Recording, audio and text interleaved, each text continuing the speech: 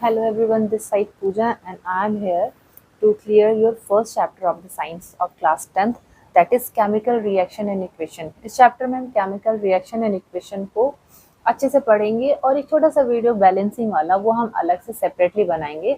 उस वीडियो को देखने के बाद आपकी बैलेंसिंग बहुत अच्छे से होने लगेगी।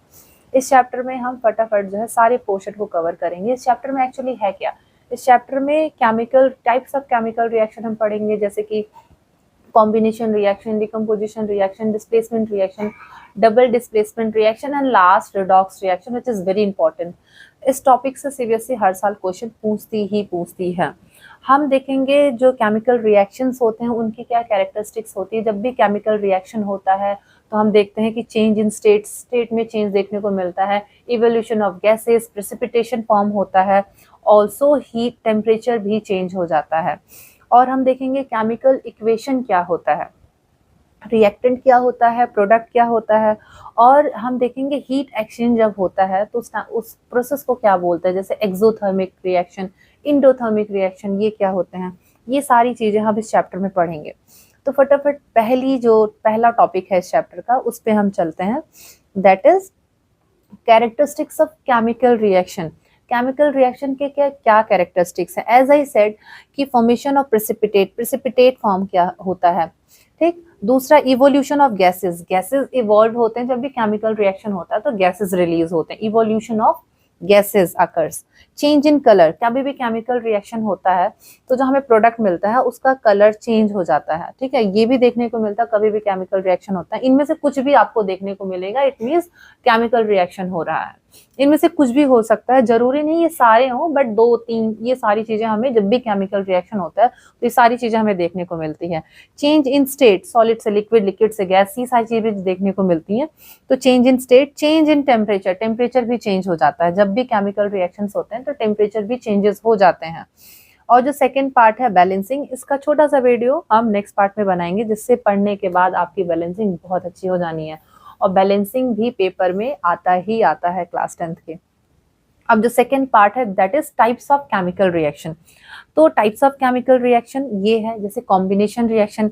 इसमें क्या होता है, रिएक्शन इन विच 2 और मोर प्रोडक्ट आर कंबाइन, जिसमें 2 या 2 से ज्यादा रिएक्टेंट कंबाइन होते हैं, एक सिंगल प्रोडक्ट मिलता है। कॉम्बिनेशन, इसमें क्या कंबाइन हो रहा है। देखो जितने भी टाइप्स ऑफ रिएक्शन है ना, आप उनके नाम से उनका मतलब आप समझ सकते हो। कॉम्बिनेशन रिएक्शन इन विच 2 और more reactant are combined to form a single product. तो कॉम्बिनेशन रिएक्शन में क्या होगा, रिएक्शन इन विच 2 और more reactant were combined to form a 1 product, single product. जब 2 या 2 से ज्यादा जो है रिएक्टेंट आपस में कंबाइन होते हैं और एक सिंगल प्रोडक्ट देते हैं, that is combination reaction. A + B is equal to AB। जैसे आपका H2O है, H2 + O gives out H2O। CO2 है, कार्बन और ऑक्सीजन गिव्स आउट CO2। और Mg + O2 मैग्नीशियम ऑक्साइड आपका मिलेगा। ऐसे ही बहुत सारे, जैसे H2SO4 है, ठीक है, H2SO4, इसमें हाइड्रोजन है, सल्फर और ऑक्सीजन है। तो इसमें 2 या 2 से ज्यादा चीजें आपस में कंबाइन होके एक सिंगल प्रोडक्ट बना रही हैं। तो that is combination, combine when 2 और more reactant were combine and form a single product, that is combination reaction. इसी का उल्टा हो जाता है डिकम्पोजिशन रिएक्शन।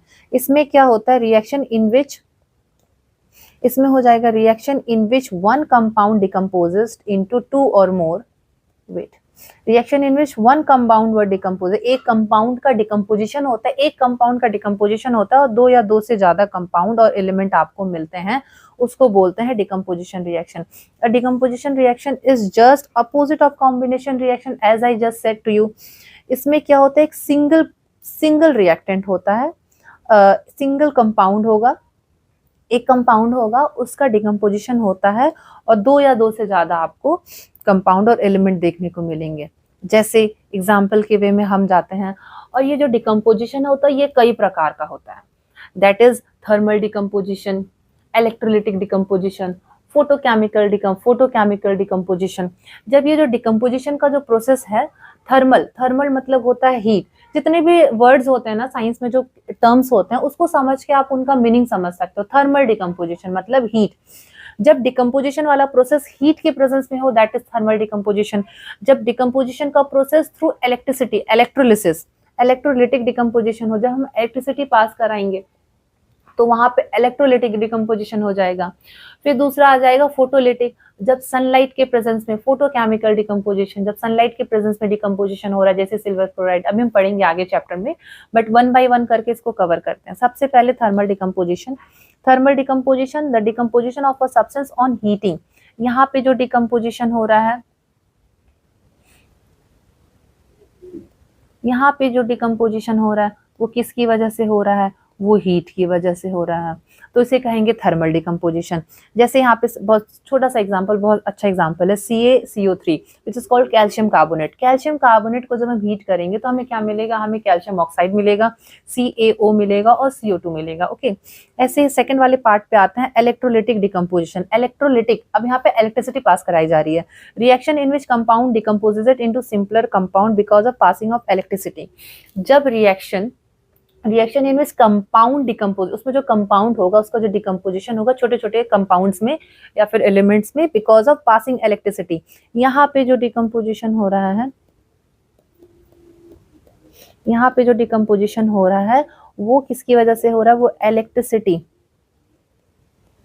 इलेक्ट्रिसिटी को पास कराने की वजह से हो रहा है। That is called electrolytic decomposition. This is known as electrolysis also.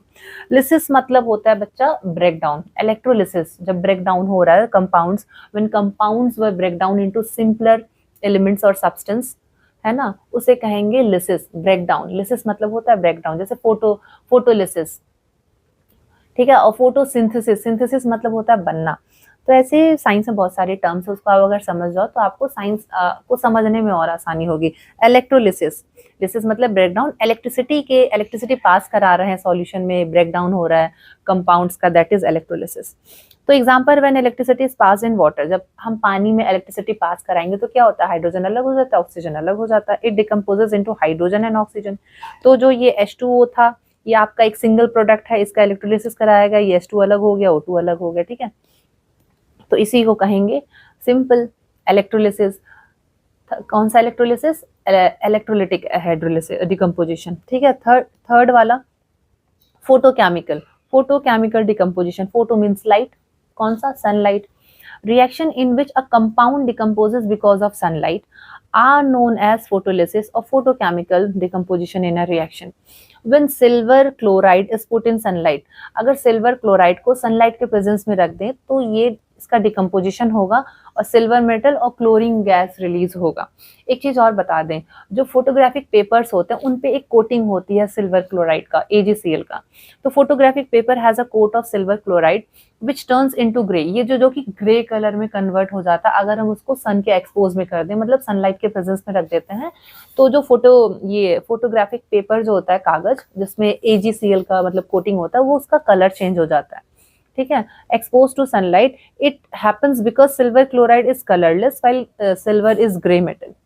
तो फोटोकेमिकल डिकम्पोजिशन इज क्लियर, जब डिकम्पोजिशन सनलाइट के प्रेजेंस में हो तो that is photochemical decomposition. Heat के प्रेजेंस में हो रहा तो थर्मल, और इलेक्ट्रिसिटी पास कराया जा रहा है तो that is electrolysis, also called electrolytic decomposition.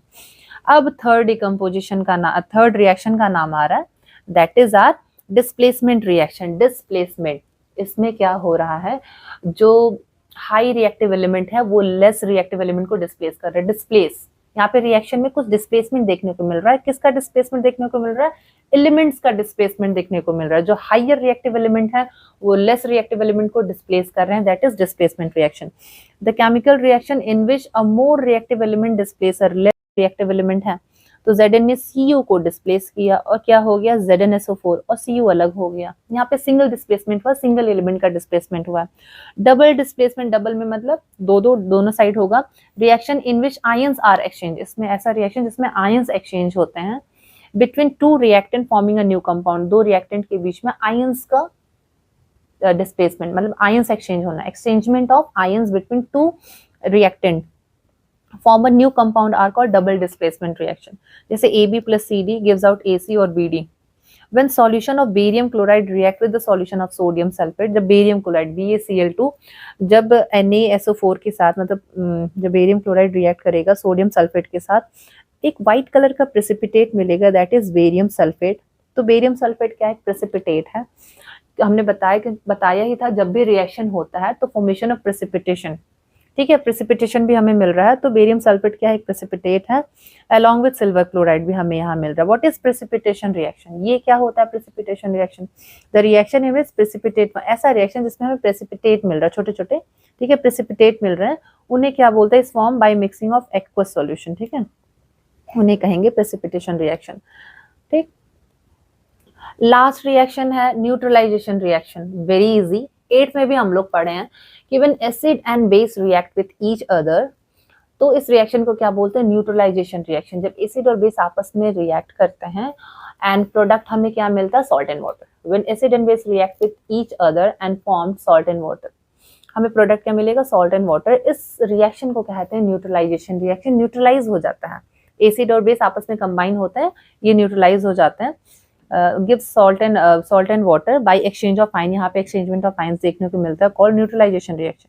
जैसे NaOH और HCl, तो क्या होता है, ये NaOH, Na प्लस और OH होता है माइनस में, ठीक, और यहाँ पे H प्लस Cl माइनस हो जाता है, ये H प्लस है और Cl माइनस में होगा, तो ये हो जाएगा Na और Cl, ठीक है, तो ये प्लस और माइनस, यहाँ पे एक्सचेंज ऑफ आयंस हो गया, और यहाँ पे H2O, 2 H है और एक वो H2O हो जाएगा, यहाँ पे भी प्लस और एक minus, exchange of ions, ions exchange हो रहे हैं यहाँ पे, तो ये हो जाएगा न्यूट्रलाइजेशन रिएक्शन।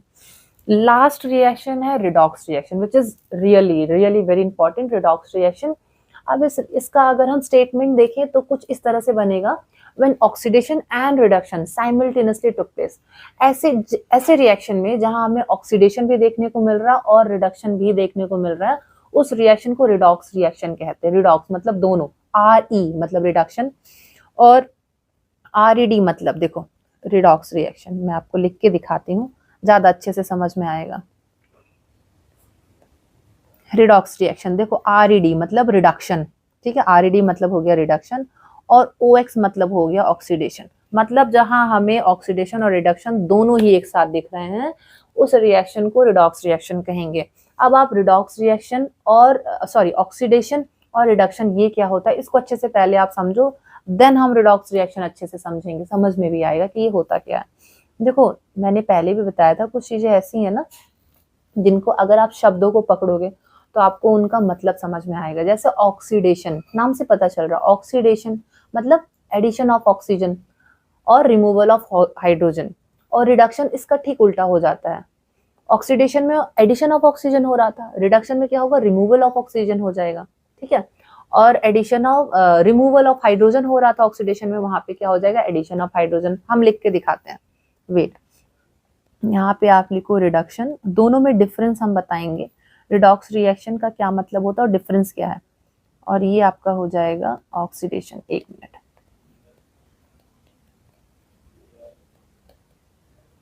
ऑक्सीडेशन, ऑक्सीडेशन और रिडक्शन, ठीक है, इसमें क्या है, एडिशन, इसमें एडिशन ऑफ ऑक्सीजन, ठीक है, और रिमूवल ऑफ हाइड्रोजन। इसमें क्या हो जाएगा, इसी का उल्टा हो जाएगा, इसमें होगा एडिशन। इसमें किस चीज का एडिशन होगा, यहाँ पे देखो, यहाँ पे रिमूवल किस चीज का हो रहा था, हाइड्रोजन का, यहाँ पे इस केस में उल्टा हो जाएगा, इस केस में उल्टा हो जाएगा, यहाँ पे एडिशन ऑफ H2 हो जाएगा, और किस चीज का रिमूवल हो जाएगा, रिमूवल ऑफ O2, इसी का उल्टा, ऑक्सीडेशन का उल्टा। ये तो पहला डिफरेंस हो गया है ना, ये तो पहला डिफरेंस हो गया। दूसरा डिफरेंस अगर हम ऑक्सीडेशन का बात करें तो यहाँ पे लॉस ऑफ इलेक्ट्रॉन्स होता है, याद रखिएगा ऑक्सीडेशन में लॉस ऑफ इलेक्ट्रॉन्स, ठीक है, यहाँ पे हो जाएगा लॉस ऑफ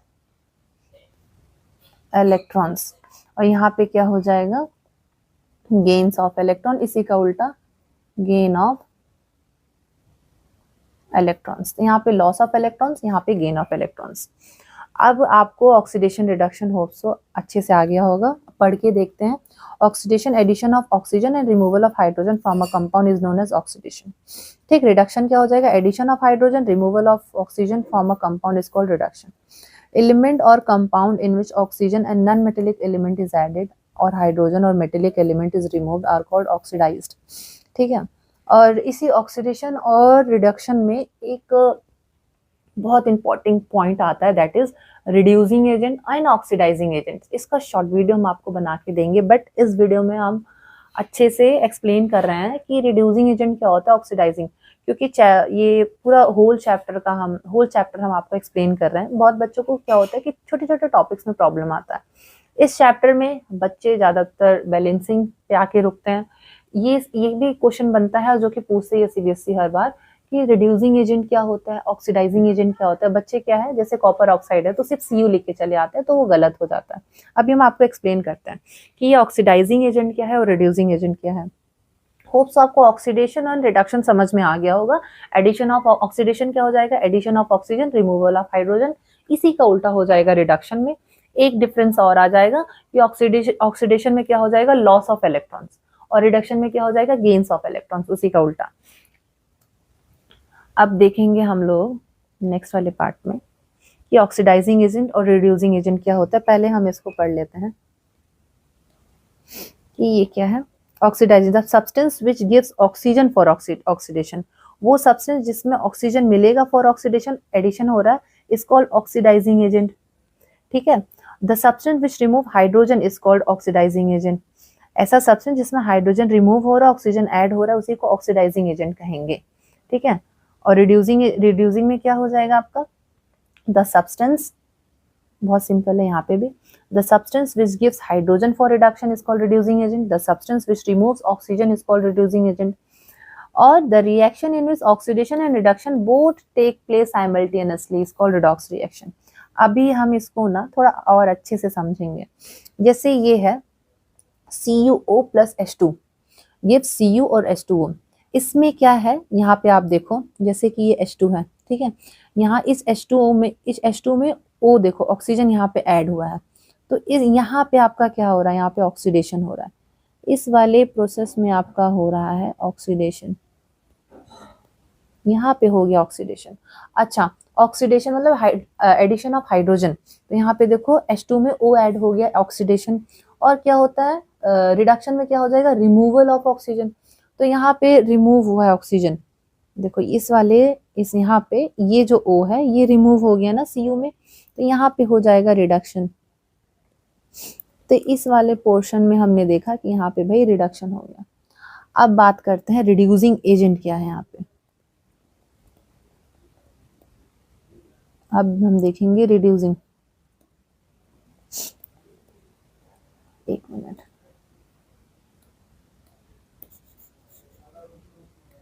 थोड़ा अच्छे से लिखते हैं,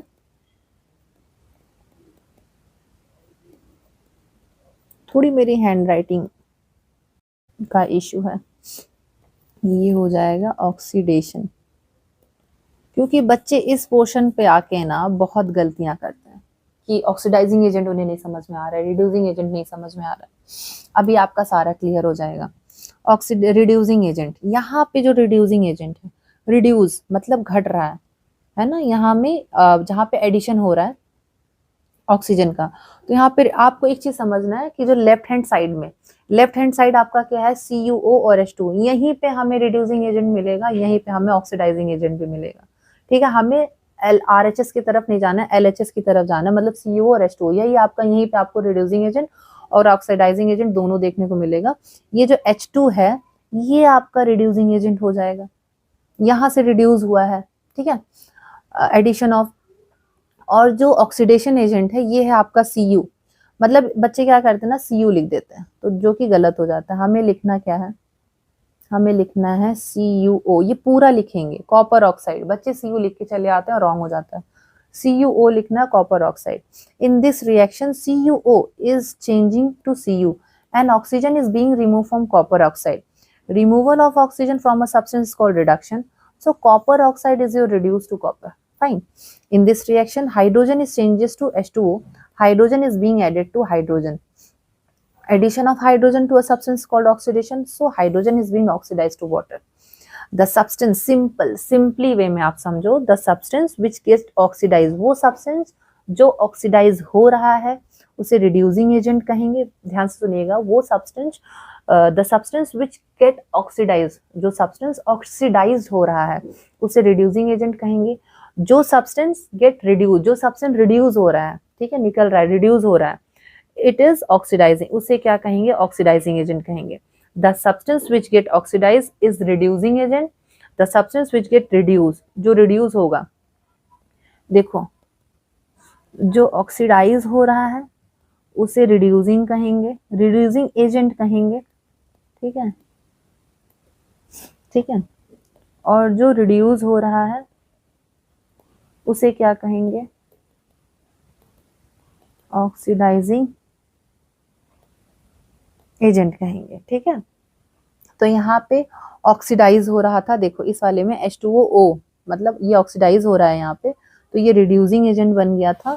और यहाँ पे जो CuO है, यहाँ से O रिड्यूस हो रहा था, ठीक है, तो ये क्या बन गया, यहाँ से O रिड्यूस हो रहा था, तो ये बन जाएगा आप ये ऑक्सीडेशन वाला, ये ऑक्सीडेशन वाला है, यहाँ पे सॉरी ऑक्सीडेशन में ये ऑक्सीडाइज हो रहा है, ठीक है, ये ऑक्सीडाइज हो रहा है रिड्यूसिंग, और जो रिड्यूस हो रहा है उसे ऑक्सीडाइजिंग एजेंट कहेंगे। यहाँ पे ये रिड्यूस हो रहा था तो ये ऑक्सीडाइजिंग एजेंट बन रहा था, सिंपल। और जहां आपने समझ लिया कि ऑक्सीडाइजिंग एजेंट क्या होता है, रिड्यूसिंग एजेंट क्या होता है, या ऑक्सीडेशन रिएक्शन क्या होता है, या रिडक्शन रिएक्शन क्या होता है, आपको दोनों चीजें समझ में आ गई, तो बस आपको रिडॉक्स रिएक्शन भी समझ में आ गया। इस पर्टिकुलर रिएक्शन में आप देखो, यहाँ पे हमें ऑक्सीडेशन और रिडक्शन दोनों देखने को मिल रहा है, तो ये जो रिएक्शन है it is called redox reaction, इसी को रिडॉक्स रिएक्शन कहते हैं। अब जब भी रिएक्शंस होते हैं ना, तो कुछ हीट भी इवॉल्व होते हैं। तो अगर हीट जो है दो तरीके का रिएक्शन, एक होता है एक्सोथर्मिक रिएक्शन, एक होता है इंडोथर्मिक। थर्मिक मतलब कहीं पर भी थर्मा, थर्मिक, थर्मल आए, इट मींस हीट, फाइन। तो एक्सोथर्मिक, एक्सो मतलब जब बाहर, रिलीज ऑफ हीट, जब हीट जो है बाहर की तरफ जा रही है दैट इज एक्सो, जब हीट बाहर की तरफ जा रही है दैट इज एक्सो। इंडो, जब हीट अंदर की तरफ जा रही है, सप्लाई ऑफ हीट इनसाइड, अंदर की तरफ जा रही है, दैट इज इंडोथर्मिक रिएक्शन। चलो इसको भी पढ़ लेते हैं। Exothermic reaction, reaction in which energy is produce is called endothermic, जहाँ पे एनर्जी प्रोड्यूस होगा।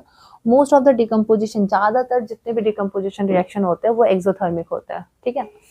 रेस्पिरेशन एग्जाम्पल भी आप देख लो, तो respiration is an exothermic reaction. जब रेस्पिरेशन का प्रोसेस होता है वो क्या है एक्सोथर्मिक रिएक्शन है, इन विच हीट इज रिलीज, जिसमें हीट रिलीज होती है, बाहर की तरफ आती है, एक्सो मतलब हीट बाहर आ रही है। तो रेस्पिरेशन भी एक एक्सोथर्मिक रिएक्शन है जिसमें हीट बाहर की तरफ जा रही है। ग्लूकोज C2H12O6 और प्लस O2, ठीक है, क्या मिलेगा, कार्बन डाइऑक्साइड H2 और energy in a form of ATP, ATP के फॉर्म में एनर्जी निकलती है, रिलीज होती है, adenosine triphosphate. When quick lime CaO is added to water it release heat energy, जब कैल्शियम ऑक्साइड में हम पानी डालते हैं ना तो हीट निकलता है, तो जो हीट निकलता है that is your exothermic reaction. Endothermic, जिसमें हीट अंदर की तरफ जा रहा है, supply of heat, a chemical reaction in which heat energy is absorbed is called exothermic, जहाँ पे हीट एनर्जी एब्जर्व्ड हो रही है, अंदर की तरफ जा रही है, ठीक है। डिकम्पोजिशन ऑफ कैल्शियम कार्बोनेट सबसे अच्छा एग्जांपल है, जब हम कैल्शियम कार्बोनेट का डिकम्पोजिशन देखते हैं CaCO3 का, जब डिकम्पोजिशन होता है ना, हीट जब सप्लाई होती है तो उस टाइम पे क्या होता है, इंडोथर्मिक, ठीक है, हीट जो है एब्जर्व हो रहा है, अंदर की तरफ जा रहा है, तो CaO और CO2, ये हो गया आपका, ठीक। होप सो ये चैप्टर पूरा कंप्लीट होता है, ये बहुत छोटा सा चैप्टर था जो कि हमने बहुत फटाफट कंप्लीट किया है। और एक जो जिसमें मैंने एक भी पॉइंट छोड़ा नहीं है, नेक्स्ट टॉपिक में जो है हम बैलेंसिंग, एक छोटा सा वीडियो हम बैलेंसिंग का अलग से बनाना चाहते हैं, क्योंकि वो वीडियो हम बहुत अच्छे से आपको उसमें एक्सप्लेन करेंगे। इस वीडियो में हमने सिर्फ बैलेंसिंग स्किप की है, बाकी सारे इंपॉर्टेंट टॉपिक्स को हम कवर किए हैं।